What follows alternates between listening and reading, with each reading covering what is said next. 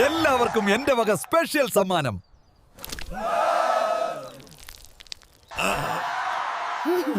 എനിക്കൊരു 3 അടി മണ്ണ് തരുമോ തമ്പുരാനെ? വെറും 3 അടിയോ? ഇപ്പൊ ശരിയാക്കാം.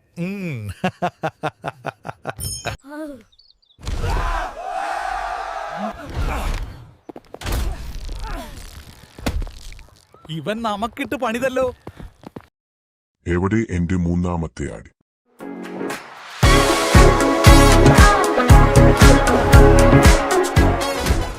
ഈ മാവേലിയുടെ അടുത്ത് നിന്റെ ഉടായിപ്പ് നടക്കില്ല വാമന.